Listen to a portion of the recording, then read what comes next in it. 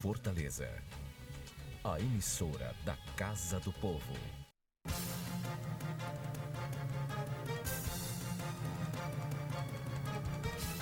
Olá, amigo telespectador, estive de volta com mais um programa pela ordem na sua TV Fortaleza, canal 61.4 na sua TV aberta e digital.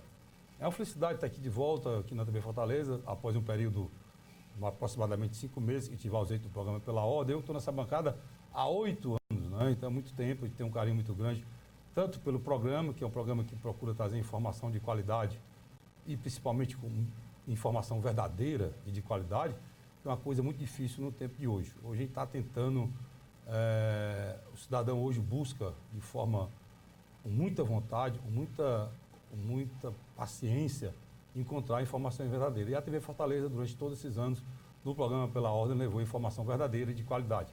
É isso que a gente vai tentar continuar fazendo aqui. Lembrando que a TV Fortaleza, cada dia que passa, está melhor.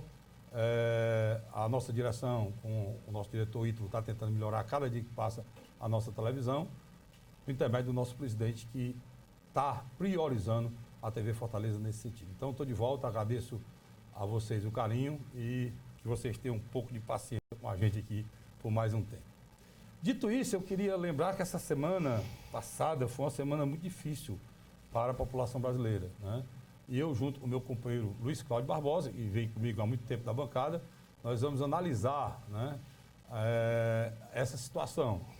Nós tivemos declarações gravíssimas do ex-procurador-geral da República, tivemos algumas coisas que a população não está conseguindo entender, né? Hoje, nesse momento, está em discussão do Supremo Tribunal Federal a questão de uma tese que está sendo posta em relação ao delator e o delatado. Nós vamos tentar explicar isso aqui também, que essa discussão no Supremo pode anular, inclusive, várias condenações da Lava Jato. Agora, no primeiro bloco, a gente vai falar sobre o Janot, né, e sobre o seu livro, né, sobre essas declarações. O ex-procurador-geral da República, Rodrigo Janot, vai lançar um livro agora, Nada Menos do que Tudo, né, Luiz Cláudio? Acho que é isso? É um livro. Nada Menos do que Tudo. E esse livro trata do período que ele esteve na Procuradoria-Geral da República. É importante esse período por quê? Porque foi o período que foi feito as denúncias e levaram à prisão de quase todos os políticos e empresários brasileiros que estão presos, que ninguém jamais achava que isso poderia acontecer no nosso país. E aconteceu, só que o procurador disse coisas demais, inclusive que ele esteve na antessala do plenário do Supremo Tribunal Federal com a arma, com o pensamento de assassinar Gilmar Mendes, ministro do Tribunal Federal, e depois se suicidar. Foi um fato gravíssimo, está sendo discutido no Supremo, está todos os dias no noticiário, e a gente está perplexo, tá, Luiz? Como é que você está vendo essa declaração do Procurador-Geral da República? Sem dúvida, nós assistimos hoje uma tentativa do próprio Rodrigo Janot de desestabilizar o Supremo Tribunal Federal.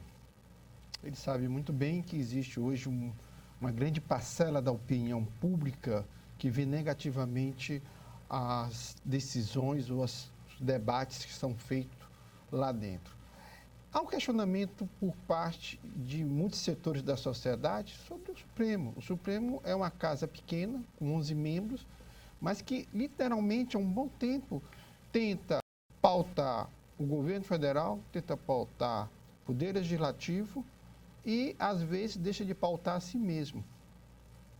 E, na minha avaliação, isso tem causado uma zona de atrito muito grande. A própria imprensa já tem começado a fazer questionamento sobre esses superpoderes que esses ministros têm. Esse efeito cascata agora, que está tentando se criar em relação aos que foram, já receberam vereditos no Lava Jato, a minha avaliação é tentar literalmente recuperar o protagonismo que eles perderam. Porque, indiscutivelmente, o Ministério Público, principalmente a comarca de Curitiba, ela, nesse aspecto, ela é muito eficiente. Ela combateu a corrupção. Isso é um fato. Isso é um fato. Na minha avaliação, se o delator e o delatado a questão da ordem, quem fala primeiro, fala segundo, isso para mim pouco influencia. Eu acho que o principal ali foi o combate à corrupção. E agora nós estamos assistindo nada mais, nada menos que uma tentativa deliberada de saltar o ex-presidente Luiz Inácio Lula da Silva, que lhe deu um outro direito de julgamento. Isso eu acho que até que seria plausível. Mas até o presidente Você está dizendo da isso? segunda instância já disse que o Lula é um cara que ele não tem outra opção, ele já foi condenado. Quer dizer, a decisão do Supremo Tribunal Federal vai criar uma crise tão profunda dentro do Poder Judiciário que a gente não tem noção ou proporção de onde isso vai terminar. Você está dizendo isso, Luiz, porque o pensamento hoje lá, que pode acontecer lá, é que o julgamento do sítio do Atibaia, que ele foi condenado uma vez, né? Na primeira instância. Na segunda também. E na segunda. Esse julgamento seria o que poderia ser anulado diante dessa tese de que o delatado teria que falar depois do delator, né? É importante entender isso para que a gente possa exercer a nossa cidadania. Existem dois réus, o réu delator e o réu delatado. O réu delator é o cara que estava no processo, estava no meio da corrupção e resolveu receber um benefício por esse instrumento da delação premiada. E o réu delatado seria o político, o empresário que promoveu a corrupção e está sendo delatado pelo delator. A discussão é que, no processo do sítio de Atibaia, o delator falou por último e não foi ouvido o delatado, ou seja, a pessoa que foi acusada de fazer o erro. E isso é que levou essa tese, né? Foi feito como uma tese, porque é uma tese, hein? É uma loucura. O Supremo Tribunal Federal, ele não pode legislar, não existe nem essa palavra para o Supremo Tribunal Federal. Claro, o processo legislativo é feito nas casas legislativas, aqui na Câmara Municipal de Fortaleza, na Assembleia Legislativa, na Câmara Federal e no Senado Federal. E no nosso país, o nosso sistema é bicameral e o Senado revisa o que a Câmara faz, né? Então, essa figura, como o Luiz falou muito bem, do delatado, do delator, nem existia.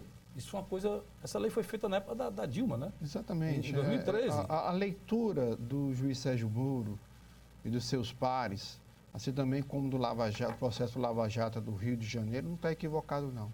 Está equivocado é um debate torto. É engraçado que o Supremo até agora não falou nada em relação às pessoas que invadiram celulares de autoridades. Essas informações vazaram. Temos, entre elas, uma ex-deputada federal que foi candidata a vice-presidente agora na última eleição, que só de conversa com um cara que roubou o material é 9 horas. Que é isso? Tem alguma coisa errada. Não é nem isso não, porque... Tem alguma coisa errada. O Gilmar Mendes, ele inclusive está usando. Ele está usando, e usou ontem, inclusive, essas informações dadas... Ele falou em plenário. Ele falou, inclusive... Na última quarta-feira. Isso, falou dessas... Ele falou... Foi quarta-feira mesmo. Foi quarta-feira. Foi quarta-feira, ele falou de trechos do depoimento do diálogo do Dallagnol com o Moro, que foram captados, né, por essa denúncia feita pelo site lá. Existe infelizmente, hoje uma tentativa de acabar com o que nós chamamos do Partido do Lava Jato. Tanto orquestrada pelo presidente Jair Messias Bolsonaro, que é um equívoco na minha avaliação que ele está fazendo, porque ele só foi eleito porque parte de um setor da sociedade que apoia o Lava Jato viu nele um porto seguro ou alguém que continuaria ou daria força ao Lava Jato. Não queria tentar impedir que o processo continuasse ou fosse tentar poldar. Isso aí, na minha avaliação, talvez seja um dos motivos que uma grande parte de um eleitorado que o apoiava até meses atrás começou a fugir dele, ou ter rejeição do mesmo. É que a turma chama dos moristas. E, do outro lado, você tem uma imprensa que, na minha avaliação, também tem centralizado fogo contra a Operação Lava Jato em benefício de uma oposição que nunca fez uma autocrítica dos roubos que fez quando esteve no poder. Isso é um absurdo. No Brasil, nós estamos agora assistindo líderes ou pseudo-líderes que, no lugar de fazer uma autoanálise do que cometeram de erros, ainda querem que a nação, a justiça, peça desculpa. Poxa, isso é brincadeira, isso não existe em país nenhum. Tá difícil entender, não, assim, Luiz, porque se o Bolsonaro está trabalhando hoje para enfraquecer a Lava Jato, e aí há uma... O Flávio Bolsonaro, né?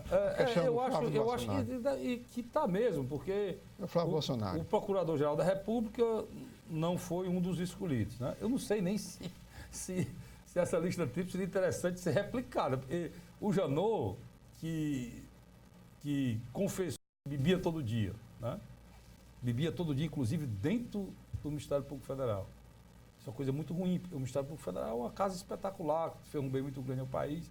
Inclusive, o corpo do Ministério Público Federal, que é o fiscal da lei, está revoltado com essas declarações dele, né? Inclusive, o novo Procurador-Geral deu uma declaração revoltada com essa declaração do ministro. Então, não sei se do ex-procurador. É porque abriu uma crise sem precedente internamente. Não, e destrói a instituição, né?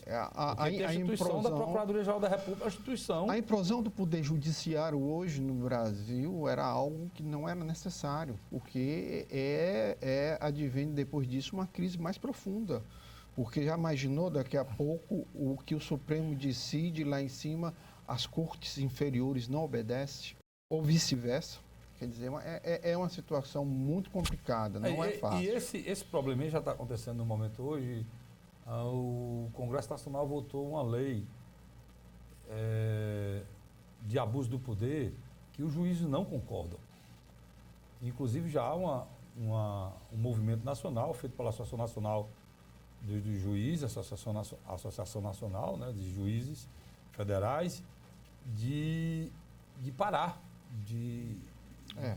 esse processo mesmo. Parar, fazer uma espécie de uma greve branca contra a decisão do Congresso Nacional na derrubada dos vetos, né? Sem dúvida. Na derrubada dos vetos do presidente Bolsonaro em cima da lei de abuso de autoridade. E o Bolsonaro só fez os vetos... E o Bolsonaro só fez os vetos porque ele sentiu a pressão dentro da bancada do PSL. Por que ele sentiu isso?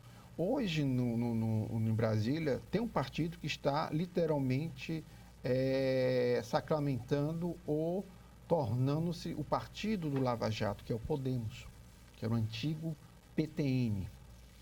Ele cresceu no Senado, logo será a maior bancada naquela casa, ultrapassando o MDB, e muitos deputados, principalmente do PSL, já avisaram, na hora que abrir a porteira, eles vão para o Podemos. A porteira agora abriu, né?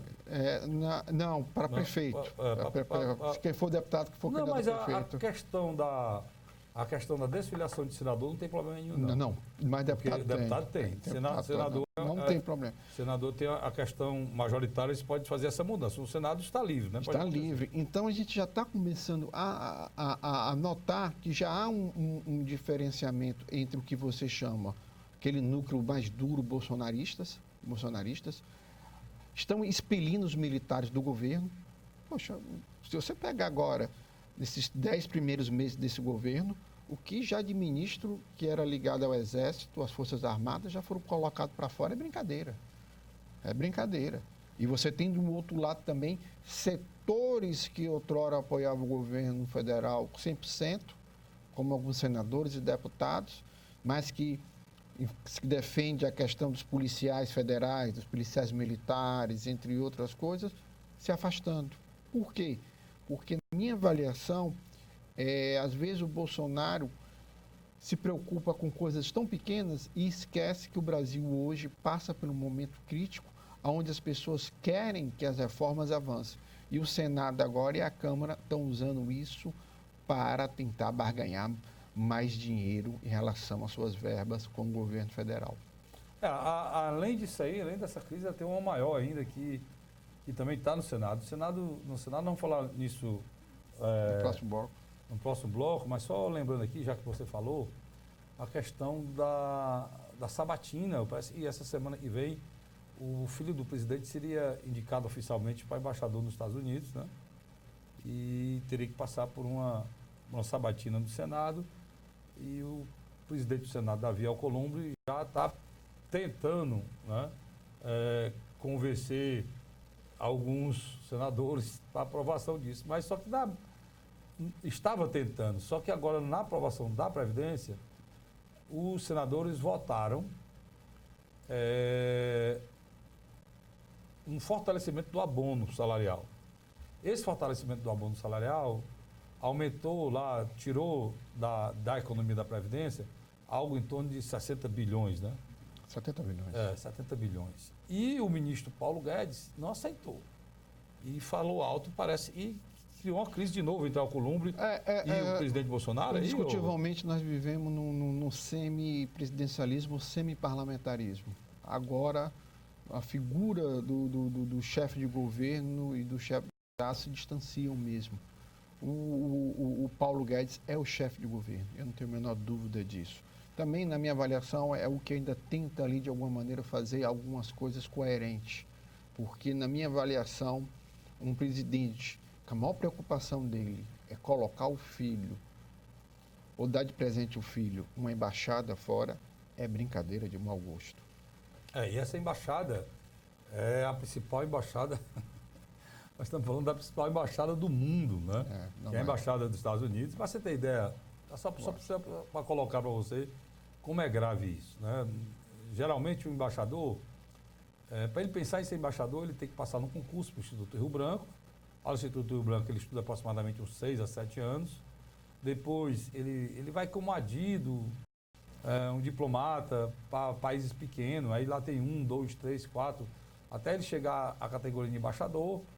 Como embaixador, ele vai ser embaixador na Ásia, na África, em países pequenos da Ásia e da África, para um dia, no final da carreira dele, depois de muita experiência, ele conseguir a possibilidade de ser embaixador dos Estados Unidos. Para você ter ideia do tamanho desse processo. Os grandes embaixadores desse país, que tem um nome relembrado sempre, são a grande conquista deles é a embaixada americana, né? E o presidente Bolsonaro, como disse o Luiz, quer dar isso de presente para o seu filho Eduardo Bolsonaro. Só que tem um problema, eu vi agora, nesse momento, é que descobriram o primeiro emprego do filho do presidente. E ele nem se lembra. Ele não se lembra do primeiro emprego. É o meu. Muito bem. É mais um problema para ser resolvido aí entre o presidente e o presidente do Senado, né? Eu acredito que até a figura do Davi Alcolumbre, que antes representava o primeiro emprego do presidente foi aonde mesmo? De quem? O primeiro emprego do Eduardo foi aonde mesmo? Foi na Câmara. Na Câmara Federal. O primeiro emprego foi justamente na Câmara Federal, onde o pai era deputado federal, não é isso? Exatamente. Então, é que nós estamos assistindo o seguinte, o Davi Alcolumbre, que representaria uma nova política, uma nova etapa no Senado, ficou tão parecido com o Renan Calheiros que eu não sei se hoje, se o Renan estivesse lá, a diferença não era, acho, tão grande assim, não, nas posturas. É lógico, a tentativa de colocar o filho lá na embaixada vai requerer um jogo de toma lá da cá. E qual é o senador, em sua sã consciência, que vai contra a opinião pública? Qualquer pesquisa de opinião pública dá que mais de 80% da população brasileira rejeita. Isso quer dizer que até entre os eleitores bolsonaristas a ideia não é comprável, não é vendável. É uma coisa mesmo sem noção, sabe? Era a mesma coisa que o Trump tivesse acordar e dissesse, meu genro agora vai ser o embaixador lá de Paris, ou de Londres, ou de Moscou. Poxa, é brincadeira. A sociedade americana não ia aceitar. É isso aí.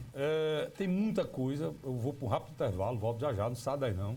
Fique com a gente. Eu volto falando da questão do presidente Lula. Hoje, o slogan sempre colocado pelo PT era Lula livre, né? Tem um problema hoje. O Lula não quer sair da cadeia.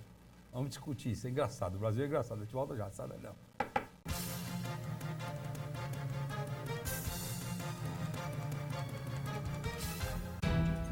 Avançar rumo a uma vida mais saudável e solidária é a nossa fortaleza. novas UPAs, monitores dos postos de saúde, núcleos de apoio à saúde da família, salas de aleitamento materno, núcleo de desenvolvimento infantil, central de medicamentos, novo centro materno-infantil, novos leitos nos Frotinhas e primeiros leitos do IJF2. Prefeitura e você, uma fortaleza que avança rumo ao futuro, é a gente que faz. Bem-vindos a um novo ano. A Prefeitura investe no social para um futuro com mais segurança em Fortaleza.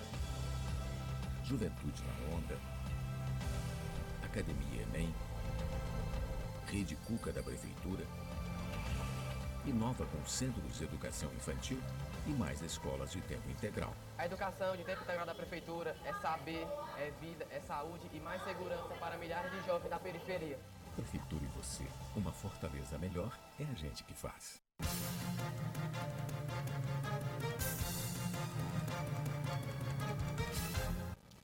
Estamos de volta com o seu programa, com o meu programa, com o nosso programa Pela Ordem na sua TV Fortaleza, canal 61.4 aberto e digital. Lembrando, esse programa vai também na TV Assembleia, né?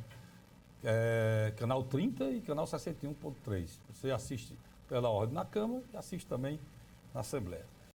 A gente, no bloco passado, a gente falou da questão do Lula. É interessante eu fazer um preâmbulo aqui sobre isso, porque a política brasileira, eu digo sempre, se o Brasil não existisse, tinha que ser inventado. E a política brasileira mais ainda, né? A gente viu muitas séries aí, no Netflix, inclusive, falando de política, mas se eles fizessem uma avaliação da política brasileira, a gente dava inúmeras séries de alto sucesso. E foram livros que é grandes best-sellers, né? Por quê? Porque é diferente, cara. É diferente. Preste atenção no que eu vou falar aqui. Há bem pouco tempo atrás, você se lembra, eu me lembro, com certeza você vai se lembrar. Eu discuti aqui nesse programa, há um tempo atrás, um juiz, de uma hora para outra, uma decisão maluca, totalmente estranha, esdrúxula, ele decidiu soltar o Lula.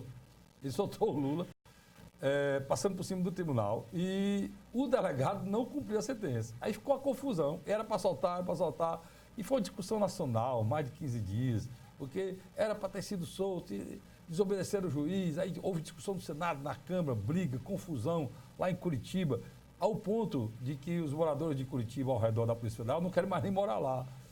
Tudo porque todo mundo queria Lula livre. Perfeito, né? Agora, semana passada, os procuradores da Lava Jato, leia-se aí, Dallagnol, eles pediram que o Lula saísse da cadeia e fosse para o regime semiaberto. Por quê? Ele cumpriu um sexto da pena, já tem esse direito. E, naturalmente, ele teria que ir para o regime semiaberto. Só que aí que é o problema, o Lula não quer sair da cadeia, cara. Então, aí eu tive que ler, aí eu li de forma maluca, né? Porque eu tive que ler e ouvir nos noticiários e ver nas redes sociais, nos blogs, o presidente do TRF4, ou seja, o presidente do Tribunal Regional Federal lá no Rio Grande do Sul, dizer o seguinte: não era o Lula que mandava na justiça brasileira. Ele queria ficar, mas ele não podia ficar, e aí não dá, né? Você acreditar nisso, por quê? Esse é o problema. Agora, perguntar ao nosso convidado, Luiz, o motivo. Por que, que o homem não quer sair da cadeia, Luiz? Porque é o seguinte, primeiro ele iria por sistema do semiaberto, telespectador. Iria usar uma tornozeleira. Ele não ia deixar de ser condenado ao presidiário. O Lula tem uma estratégia bem objetiva. Ele disse que só sai de lá quando for provado a sua inocência. Ele vestiu essa personagem, até meio messiânica, em alguns aspectos. E é interessante, ele deixa o PT refém dessa discussão, deixa o campo democrático, ou boa parte dos partidos de esquerda também refém dessa discussão. Enquanto isso, na minha avaliação, uma grande parcela da população já começa a entrar no ritmo cotidiano da sua vida. A economia já começa a dar sinais positivos. O desemprego já começa a cair, apesar de os postos de trabalho criados são muito precarizados, mas já é um fôlego novo que o governo federal está adquirindo.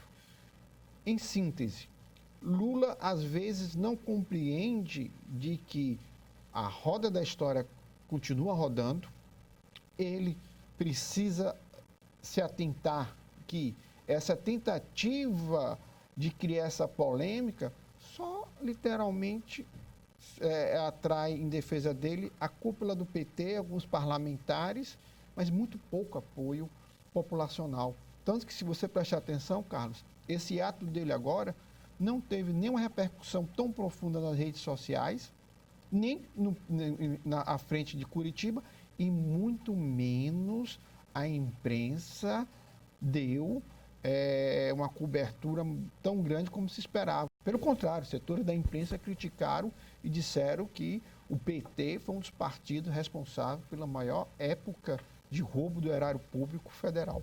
Houve uma coisa parecida, se não me engano, com a prisão do Mandela, né? O Mandela também queriam libertá-lo. Acho que o Lula está querendo replicar a lembrança do Nelson Mandela. Mas o Nelson Mandela foi preso porque ele lutava contra um sistema de exclusão social, que era o apartheid.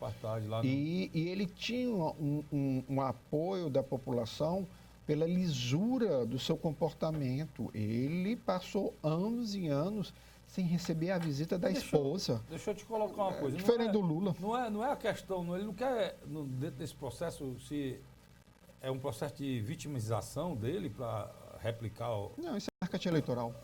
Você acha que o Lula é um marketing eleitoral. Está preparando aí a campanha já para presidente já? Se você pegar... 2022? Se você pegar nos últimos 45 dias, quantas entrevistas o ex-presidenciável, ex-governador do estado do Ceará, Ciro Gomes, fez, principalmente no YouTube, que ele tem se dedicado muito tempo no YouTube. O Ciro é o último dos candidatos que enfrentaram a última campanha eleitoral, é o único que está na mídia, além do Bolsonaro. O Bolsonaro virou presidente, os outros subiram, só tem ele. Ele está na mídia diária. Mas ele, especificamente, toda entrevista que o Ciro Gomes dá, ele é taxativo. Lula, ex-presidente Lula, é um chefe de quadrilha. Ele diz, é o Ciro. Quem está dizendo aqui não é o Luiz Cláudio, não. É o Ciro. O Ciro diz, aquele ali é uma quadrilha que roubou tal. E até bom, porque, de alguma maneira, o Ciro também faz uma autorreflexão do período que passou lá ao lado deles. Então, onde é que eu quero chegar? Eu quero chegar que essa tentativa do Supremo de reverter as prisões de segunda instância, essa questão agora também de tentar anular o julgamento, isso faz um mal à nação horrível. Especificamente, Luiz, para o nosso assinante, para o nosso telespectador entender, essa tese criada pelo Dias Toffoli, né, do réu delator falar, por último, do réu relatado, especificamente tem um endereço... É o Lula. Para anular a sentença do Lula. É o Lula. Aí é que é preciso entender. Por que isso? Porque o Lula vai para o semiaberto, mas se essa condenação do sítio do Atibaia for julgada em terceira instância, ele volta. Ele voltaria. Se ela for anulada, aí ele não voltaria. Há também esse critério. Porque se ele fosse como o Zé Disseu, você se lembra do Zé Disseu? O Zé Disseu foi preso, foi solto e foi preso novamente. Porque foi um segundo processo, ele foi julgado e voltou para a cadeia. Então, o Lula está saindo agora porque cumpriu um sexto da pena, da primeira condenação que foi em relação ao triplex, e agora ele já foi julgado em primeira, segundo o Luiz em segunda instância, já o sítio do Atibaia. Pensava só em primeiro, mas o Luiz já disse aqui que foi em primeira e segunda instância. Foi julgado em primeira e segunda instância o sítio do Atibaia. Lá no Tribunal Regional de Porto Alegre. Pois é, se for julgado em terceira instância e terminar os recursos, o Lula vai para a cadeia. Volta para a cadeia, né?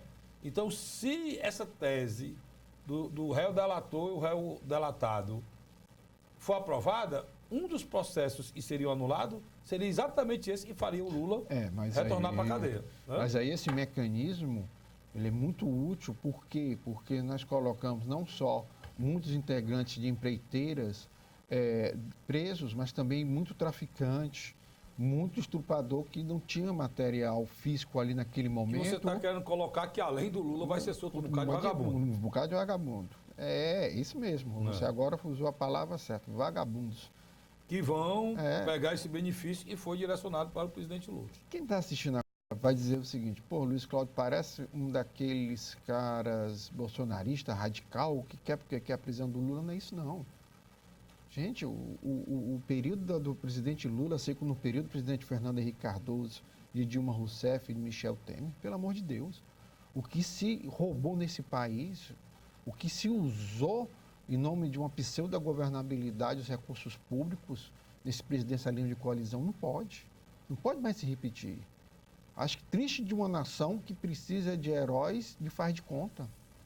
É uma tristeza isso. Eu acho que nós já estamos pagando o preço agora de não ter um presidente à altura do cargo, porque aquele núcleo familiar do Bolsonaro é outro desmantelo muito grande.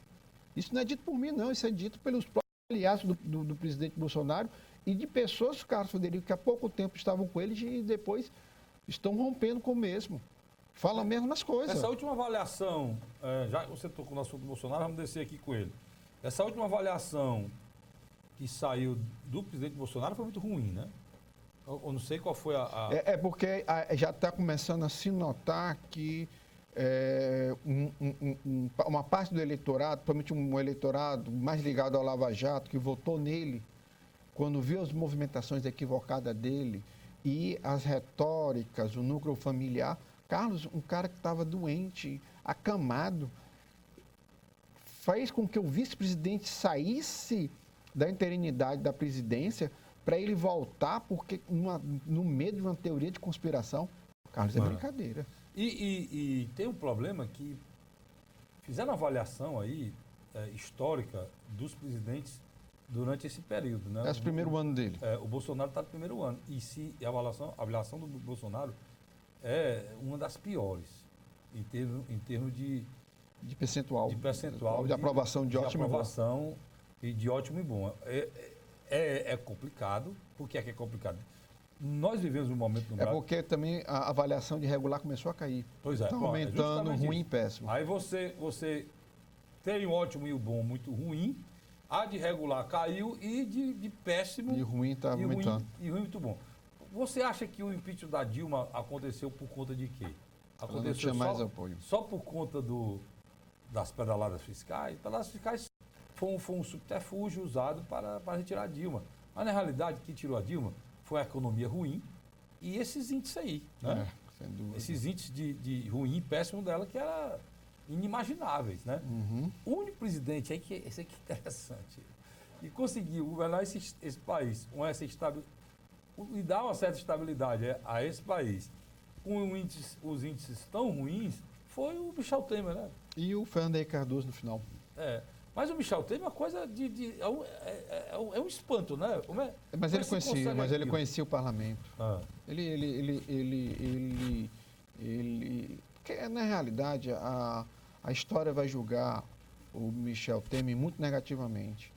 Mas que se hoje a gente já começa a navegar em mares não tão tempestuosos, se deve a Henrique Meirelles e sua equipe. Tem gente com saudade. Tem gente com saudade do Michel, tem gente com saudade do Henrique Meirelles, porque a gente cresceu um pouquinho. A gente deixou de ser tão desorganizado, eu acho que seria mais interessante. Inclusive, algumas pessoas do quadro de comando da área econômica do Michel Temer estão aí até hoje. Principalmente no segundo e terceiro escalão. Estão aí até hoje. Mas pessoas fundamentais, que são as pessoas que ficam atrás do birô, equacionando os problemas desse país na área econômica, que são muito sérios. Muito sérios. O que a gente está vendo agora aí é uma inflação de 4,5%, uma inflação de menos de 4%, um juro de 5%, ainda é muito alto para a inflação, e o país não cresce. O país não cresce, não tem emprego, não tem oportunidade de emprego, uma população totalmente sem horizonte, sem possibilidade de... E a precarização. E a economia derrubou todos os presidentes que você pensar no mundo. Quem derrubou foi a questão econômica. Né? Você pega o caso da Argentina, né? E o Paulo Guedes está com esse pepino na mão e não consegue sair, né? Não consegue porque o Paulo Guedes, na grande realidade, foi o grande articulador político da reforma da Previdência, junto com o César Maia e o Davi Alcolumbre. Só que havia uma perspectiva de abertura dos cofres públicos em relação às emendas, algumas coisas para os municípios. E isso não vai acontecer. O ajuste nas contas públicas, ela está sendo rigorosa. E está certo, Carlos Frederico. Quando o seu dinheiro some, o que você faz? Você faz um ajuste primeiro aonde? Na sua casa. Você começa a cortar tudo aquilo que você considera supérfluo ou sem necessidade. Estou mentindo? Não, mas aí que está o problema. Os adversários falam que se não houver estímulo à economia, se a população não passar a consumir, aí você entra no ciclo vicioso negativo. Ou seja... A economia está bem, mas o povo está ruim. Não, aí não tem emprego, aí por não ter emprego ninguém compra. Aí a inflação baixa. Ninguém compra, aí começa as pessoas a vender mais barato, entra no processo de recessão, e os impostos diminuem, e aí que aumenta mais ainda o déficit do país, porque não arrecada nada. Por exemplo, nós tivemos nesses últimos meses as piores arrecadações da história do Brasil. É porque há um processo de desindustrialização muito profunda na nossa economia, que agora está mais forte. É por isso que eu digo que o presidente Bolsonaro e o ministro deveriam ter feito alguma coisa, né? Por exemplo, o Michel Temer foi... O que o Carlos Frederico está querendo dizer é o seguinte, de alguma maneira há uma tese hoje na economia que é necessário um endividamento do Estado. Quando eu falo um Estado aqui, é a nação. Planejado, né? Planejamento e tal. Porque você cria um efeito cascata. Um exemplo simples e objetivo. As políticas de redistribuição de renda, como o Bolsa Família.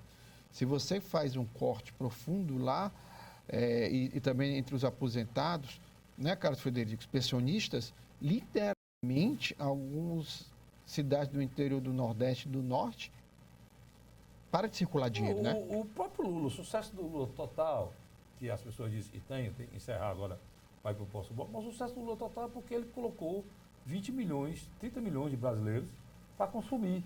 Aí ele aumentou o salário mínimo, a política do salário mínimo, botou para consumir, e eles passaram a consumir mais e a arrecadação estourou.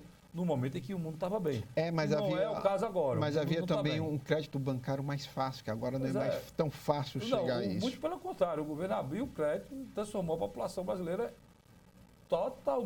deixou a população brasileira totalmente endividada. Eu vou para um rápido intervalo, eu vou voltar discutindo isso aqui. Inclusive, o ex-candidato a presidente, Ciro Gomes, falou muito disso. E tinha gente que pensava que isso era brincadeira. E esse é um dos grandes problemas do governo Bolsonaro, de uma população que não compra nada, porque até inadimplente está no mercado. Tá certo? Serasa. Eu volto já, não sai daí, eu volto já com o terceiro e último bloco do programa Hora da Verdade. A gente volta já.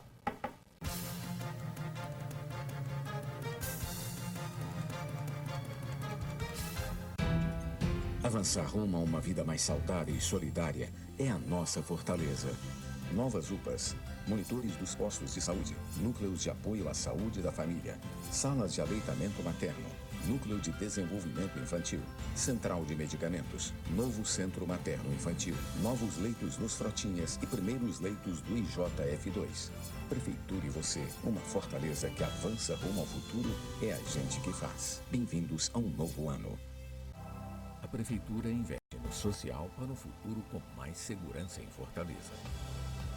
Juventude na Onda, Academia Enem, Rede Cuca da Prefeitura, inova com centros de educação infantil e mais escolas de tempo integral. A educação de tempo integral da Prefeitura é saber, é vida, é saúde e mais segurança para milhares de jovens da periferia. Prefeitura e você, uma Fortaleza melhor, é a gente que faz.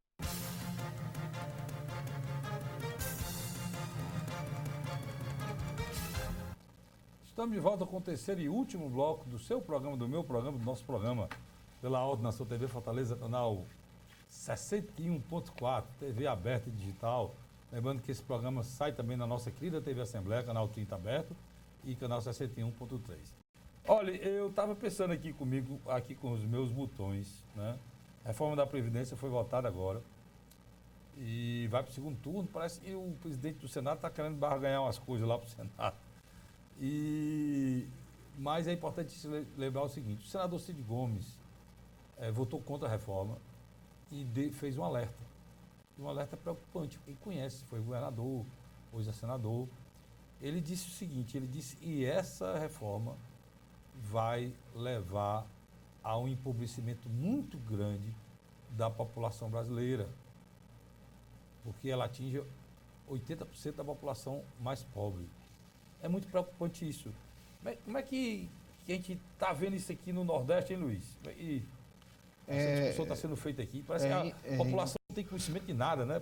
Mas indiscutivelmente, o senador cearense e ex-governador Cid Gomes começou a se tornar, na minha avaliação, a principal voz do campo democrático ou do campo oposicionista ao governo Jair Messias Bolsonaro. Até pela experiência dele como 2 vezes governador do estado de Ceará e 2 vezes prefeito de uma das maiores cidades também nossa, que é Sobral, como também foi presidente da Assembleia, né? Às vezes as pessoas não se lembram disso. Ele tem uma experiência grande no parlamento. O Cid, ele gosta do parlamento, ele está se moldando. Tanto que a discussão sobre os royalties do pré-sal, ele se saiu muito bem. Foi um teste de fogo na minha avaliação, que ele passou com brilhantismo. E ali ele se agigantou. E ele está se aproveitando disso. Tanto que eu acho que, em alguns aspectos, o Cid está fazendo um debate mais coerente, usando o púlpito do Senado e do Parlamento brasileiro, do que o seu irmão Ciro Gomes. Por quê? Porque, indiscutivelmente, a população, o mercado financeiro, os setores produtivos são desejosos das reformas. Talvez elas não sejam as reformas que estão sendo feitas a contento, mas são necessárias. A reforma tributária, previdenciária, o pacto federativo. Uma grande parte da população quer também, Carlos Frederico, as privatizações, porque no senso comum, hoje, quando você tem uma estatal e ela entrega aos partidos políticos, a algum grupo político, literalmente, a única preocupação deles é simplesmente desviar recurso público. Tem esse problema aí em relação às estatais, que realmente, do jeito que foi feito em alguns governos anteriores aí, que você pega e entrega, como eles usam eles usam essa expressão de porteira fechada, ou seja, é o dono daquela empresa e fala o que quer. Isso aí é inadmissível, mas é preciso lembrar que no governo Fernando Henrique venderam tudo, venderam o que queriam. E o Brasil não melhorou nada com isso, muito pelo contrário. Quando o Lula recebeu, o Brasil vinha de uma questão monetária estável, mas o Brasil não estava bem financeiramente, não. A população não estava bem. Então, há esse medo grande de se vender tudo que tem e é preciso que se houver esse processo de privatização, que pelo que o Paulo Guedes diz, vai ser de uma forma voraz, né? É muita coisa que eles querem vender tudo. É porque eles querem levantar até o final desse primeiro governo algo em torno de 1 trilhão. Agora a população, cara, tem que haver uma participação da população em relação debate mais profundo, você quer dizer. A fiscalização, debate mais profundo, audiência pública, a fiscalização dessa venda. Né? Carlos, eu quero... Você vê a Vale do Rio Doce aí. Sem dúvida. A Vale do Doce é um grande exemplo. Foi vendida, a Vale do Doce entregava um trem de ouro, cara. A gente deu a Vale do Rio Doce no governo Fernando Henrique. Né? Nós já adentramos ao terceiro bloco e eu quero dar os parabéns aqui à figura do governador Camilo Santana, né? Camilo Santana passou por outro grande teste de fogo, né? A maneira como essas facções criminosas têm desestabilizar o Estado, principalmente a região metropolitana de Fortaleza, não é brincadeira. E dessa vez sozinho, né? E eu achei mais interessante sem o governo federal. Que o apoio, a maneira como o prefeito Roberto Cláudio, o vice-prefeito Moroni Bigtorga também auxiliaram. Poxa, muito bom. Por que eu falo isso? Eu vou dar um exemplo simples e objetivo. Hoje, quando a gente chega em determinadas rodas de conversa, todo mundo apoia o modelo do Wilson Witts e também do João Dória de primeiro atirar para depois perguntar, em relação ao combate ao narcotráfico, que é um modelo que tem um apoio popular muito grande, mas que nós vemos também que causa uma série de aumento de mortes, tá entendendo? Tanto entre os meliantes, os traficantes e os policiais, apesar que a população é beneficiada porque morre muito menos gente do bem, mas o Camilo está provando que não precisa matar ninguém, não. Aqui no Ceará... Você sabe quantas pessoas ele prendeu? Mais de 250. Pronto. Inclusive, eu vi uma reclamação sobre isso do deputado Vitor Valim, logo no início Do processo, né? do processo de novo, né? Porque houve no início do ano e agora voltou, né? Quando voltou esses ataques, o deputado Vitor Valim falou que o governo estava equivocado porque não tinha inteligência. E todo mundo ficou calado. A história do enfrentamento. Mas eles ficaram calados e sabia que o processo estava andando. E num dia só, a inteligência do governo do Estado prendeu mais de 100. Só um dia mesmo, é verdade. Inclusive, prenderam comandantes fora do Estado, em Pernambuco, que já estavam presos e foram presos novamente e foram retirados de lá. Comandantes dessas facções. Então, Luiz, a resposta do Foi governo muito rápida, foi em muito relação, rápido. muito bom você colocar isso, a resposta do governo em relação à questão da segurança pública foi espetacular. O governador Camilo Santana... Em síntese, menos cidadãos de bem estão morrendo, menos policiais estão morrendo e menos bandidos estão morrendo. É o menor também. índice. É o menor índice. É o menor índice do Brasil, da queda da violência do Brasil. Agora, vamos fazer justiça aqui ao secretário de Administração Penitenciária, Mauro Albuquerque. Mauro Albuquerque. Inclusive, hoje estava sendo votado na Assembleia Legislativa um título de cidadão para ele, a aprovação do título de cidadão para ele. Porque o secretário de Segurança é importante, mas foi provado, ele tinha razão. Quando ele acabou com as cadeias do interior, né, e puxou esse pessoal para cá, ele retirou o comando dos assassinatos do Estado, do Estado de Ceará. Na realidade, ele acabou com o local de férias de alguns presidiários. Era o escritório do crime, né? Muita gente usava essa palavra, mas na realidade era o escritório mesmo. Onde eles tinham tudo, né? Tinham desde a visita íntima, né? Desde a visita íntima da televisão, do celular, da droga e a comida paga pelo Estado. E de lá eles comandavam o tráfico e matavam e mandavam matar, né? E, inclusive muitos adolescentes, mulheres, né? Então aquilo é uma chaga.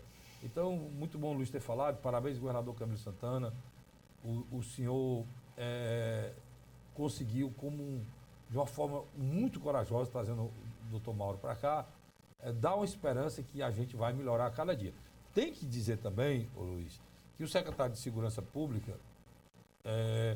fez um trabalho muito grande nessas cidades acima de 50 mil habitantes. Só tem Santa Quitéria, né? Só tem Santa Quitéria, que é abaixo de 50 mil, que tem um raio. E o raio resolveu o problema dessa cidade. Ele intimida. Se você chegar numa cidade hoje que tem um raio, você vai ver coisas que você não via mais. Ou seja, cadeiras na calçada, pontos de droga que existiam, que a polícia antiga sabia e, de uma certa forma, fazia vista grossa. É porque recebia, né? Depois que o raio chegou, todos eles foram desmontados. Foram desmontados. Carlinhos, a política fortalezense está tomando uma dinâmica muito mais rápida do que a gente pode noticiar, né?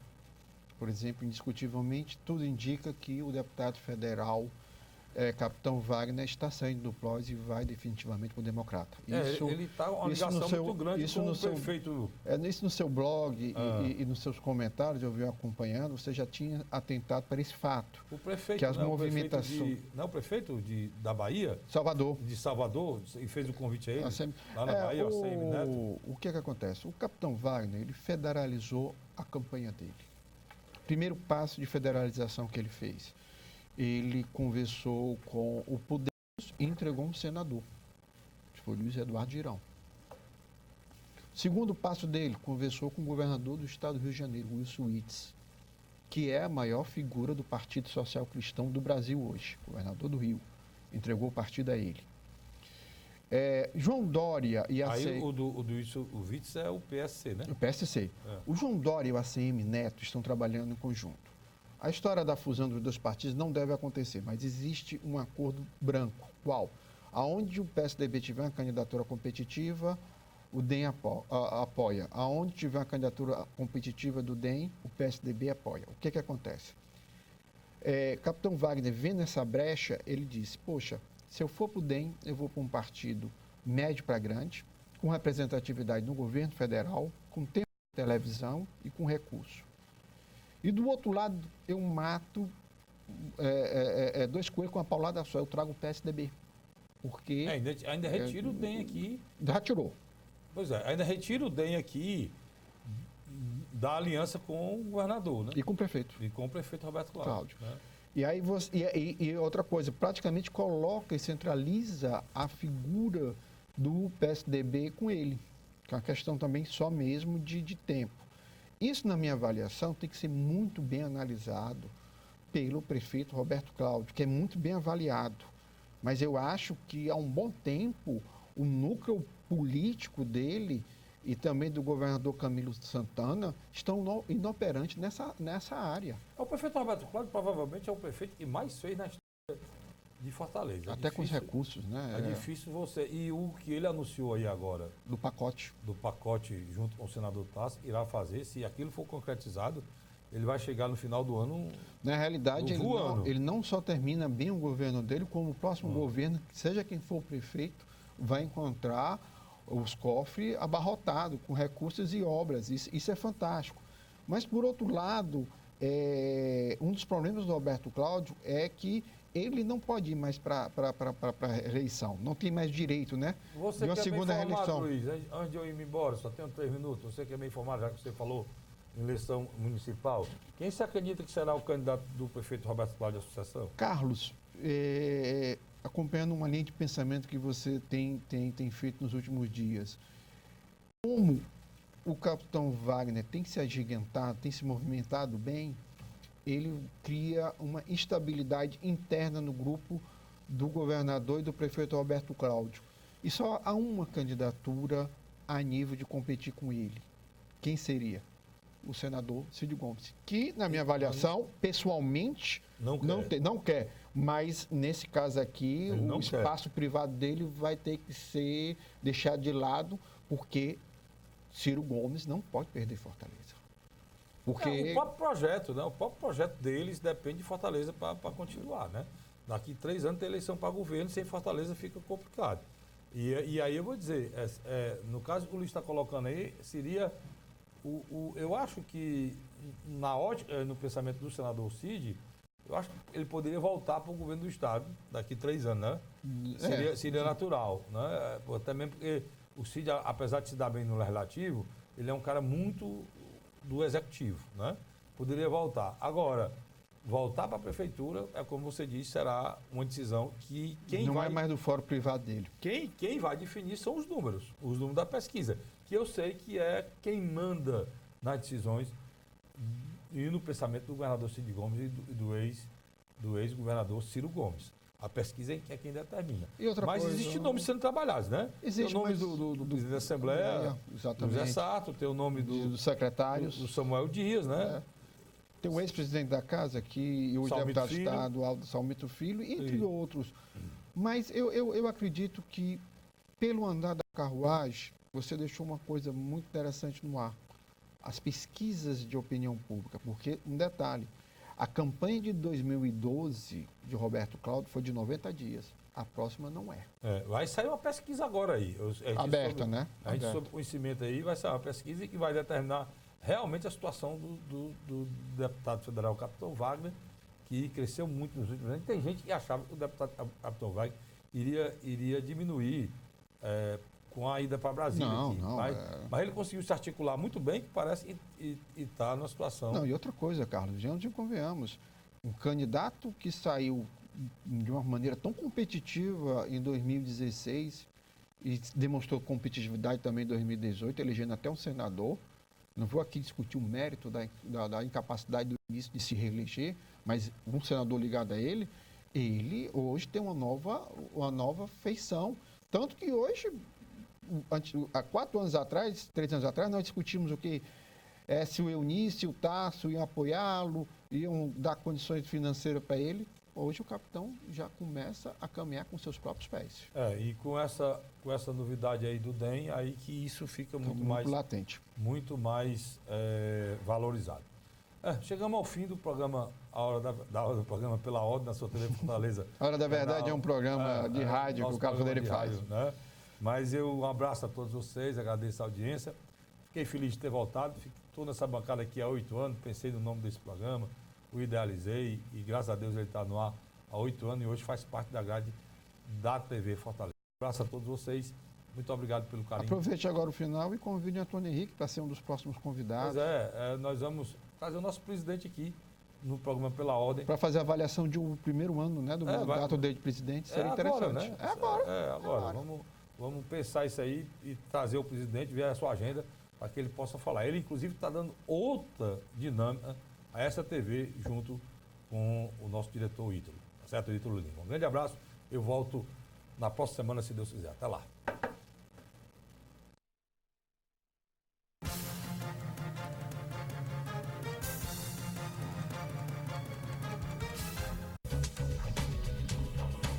TV Fortaleza, a emissora da Casa do Povo.